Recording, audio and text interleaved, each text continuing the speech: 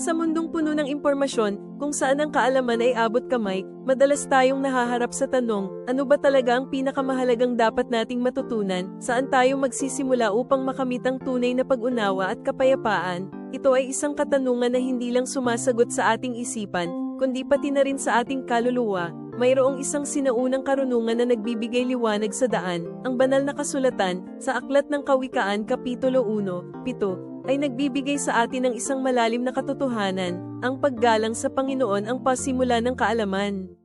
Hindi ito nangangahulugang takot sa parusa, kundi isang malalim na pagmamahal, paghanga, at pagkilala sa kanyang walang hanggang kapangyarihan at pag-ibig. Ito ang pag-unawa na ang Diyos ang pinagmula ng lahat ng mabuti, at mula sa Kanya nagmumula ang lahat ng tunay na karunungan na ating kailangan sa buhay. Kapag ang paggalang sa Diyos ang ating nagiging gabay, nagbubukas ang ating mga puso at isipan sa isang uri ng karunungan na lumalampas sa mga aklat at teorya. Ito ang nagtuturo sa atin ng tunay na kahulugan ng pagmamahalan sa kapwa, pagpapatawad sa mga nagkasala, at paghahanap ng kapayapaan na hindi kayang ibigay ng mundo. Ito ang simula ng isang buhay na puno ng layunin, pag-asa, at walang hanggang pag-ibig. Simulan natin ang paglalakbay na ito na may pagtitiwala at pag-ibig sa ating may likha.